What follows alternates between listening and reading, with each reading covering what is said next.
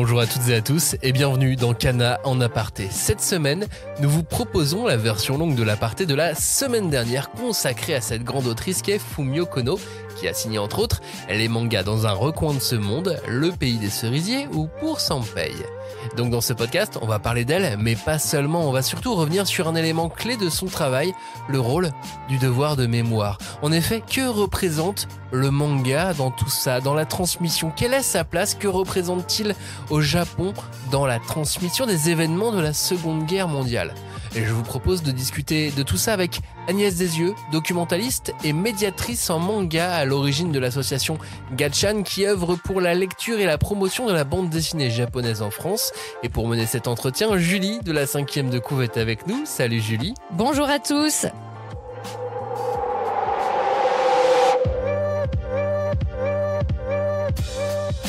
Et donc Agnès est avec nous. Agnès, vous avez notamment signé un article très détaillé sur les mangas de la Seconde Guerre mondiale pour la Cité internationale de la bande dessinée et de l'image d'Angoulême. Bonjour et bienvenue dans Kana en aparté. Bonjour, merci. Eh bien, écoutez, c'est nous qui vous remercions de participer à notre émission. Et bon, alors la question va paraître très vaste, mais moi j'aimerais déjà vous demander, mais quel est le rôle des mangas dans la représentation de la Seconde Guerre mondiale ?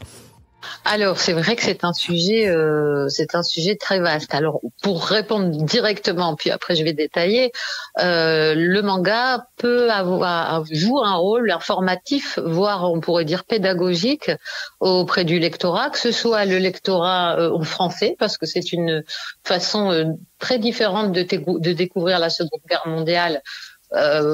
Du côté de l'Asie et du côté de la guerre du Pacifique, alors que nous, on est en général très centré sur la Seconde Guerre en Europe, mais surtout aussi pour le lectorat japonais, parce que c'est une façon véritablement de découvrir un petit peu leur histoire, qui a été mal enseignée, parce que il faut savoir que l'histoire de la Seconde Guerre mondiale est très peu enseignée au Japon, qu'il n'y a pas eu, on va dire, de travail collectif, de deuil ou de mémoire sur les crimes de guerre commis par l'armée japonaise, pas de travail collectif comme en Allemagne par exemple. Le gouvernement a pu le faire, et donc il y a une forme presque d'amnésie historique qui vient non pas du travail des historiens japonais qui ont fait leur travail, mais qui est en grande partie due à une volonté politique, c'est-à-dire que certains faits historiques sont récusés ou effacés par les différents gouvernements japonais, et ce depuis 1945, et donc en quelque sorte le manga va en quelque sorte s'inscrire, enfin s'insinuer, on va dire, dans ces zones d'ombre palliant en quelque sorte le silence officiel, et va faire œuvre de pédagogie.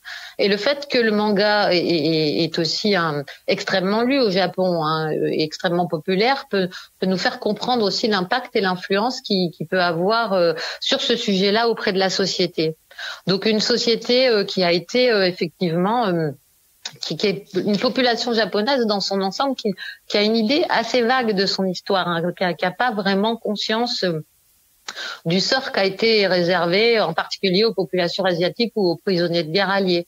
Donc le manga va porter cette voix en quelque sorte non officielle, mais et va permettre peut-être d'expliquer ces manques. Voilà, ces manques. Merci. Ouais. D'ailleurs, moi j'avais envie de revenir sur quelque chose qui donc est dans l'introduction de l'article qu'on citait tout à l'heure lorsqu'on vous a présenté, parce que vous faites la différence entre histoire et mémoire. Est-ce que vous pouvez nous l'expliquer un petit peu Alors là, il faudrait peut-être se retourner un peu plus vers les travaux de Pierre Nora, qui a beaucoup distinguer justement le travail entre l'histoire et la mémoire. L'histoire, en fait, c'est vraiment un travail de reconstruction qui est savante, qui vraiment se constitue sur des faits, sur des documents. Alors que la mémoire, c'est quelque chose qui repose sur un vécu, qui souvent qui se transforment en fonction des périodes. Et justement, il y a toujours un conflit en fait pour les historiens entre la mémoire et l'histoire, c'est-à-dire que souvent la mémoire c'est une représentation subjective du passé qui cherche à donner du sens au présent et qui est souvent en tension avec le travail de l'historien qui doit mettre à distance cette mémoire sans pour autant la rejeter. Donc il y a souvent un conflit comme ça entre histoire et mémoire, et pas qu'au Japon, en France aussi bien sûr, mais la classe politique japonaise a préféré construire une espèce de roman national, de mythologie nationale, où le Japon est montré plutôt comme un pays victime de la guerre que responsable de la guerre. Donc ça, c'est ça, et c'est emparé plutôt d'une mémoire de la guerre qu'il fait évoluer en fonction de ses intérêts du présent et cache d'une certaine façon, des épisodes historiques.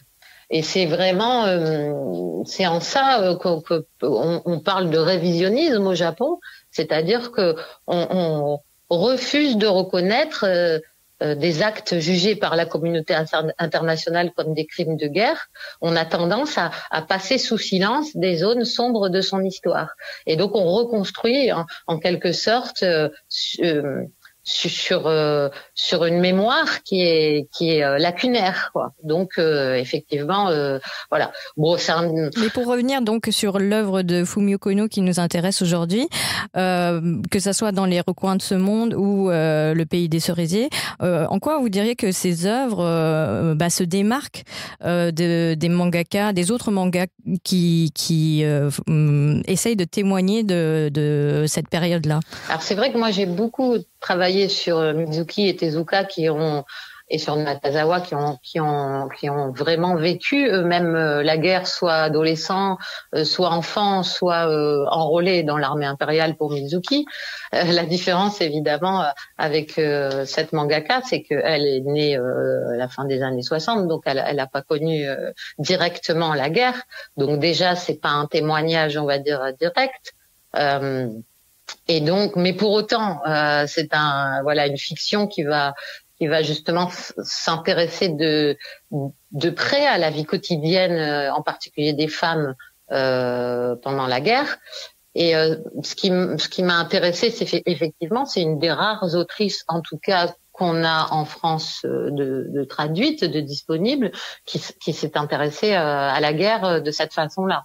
Dans tout mon corpus que j'avais sur lequel j'avais travaillé de tout ce qui est fiction qui met en scène la guerre, c'est une des rares, pratiquement la seule femme. Donc déjà, elle a un regard particulier parce qu'elle va s'attacher justement à mettre en scène des personnalités féminines. Et voilà.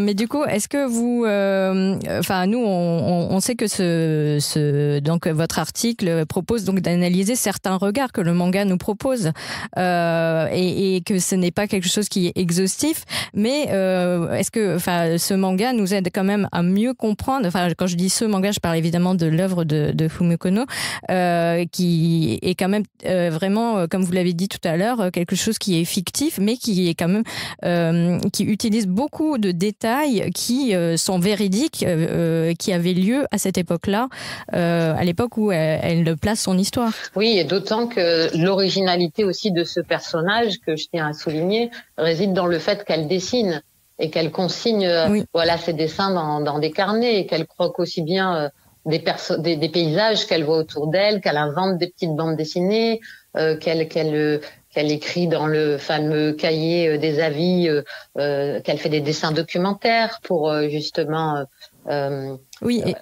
Et d'ailleurs, c'est quelque chose qui est intéressant parce que c'est une époque où, en fait, les mangas étaient prohibés.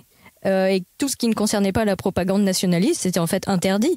Donc il y a quelque part une espèce de résistance douce en fait, ou un peu subversive à ce qui était courant. C'est surtout que en fait c'était interdit de photographier en extérieur, et le fait qu'elle dessine en extérieur des paysages est considéré comme aussi antinationaliste, c'est-à-dire que c'est interdit de photographier et de dessiner pour protéger le secret militaire.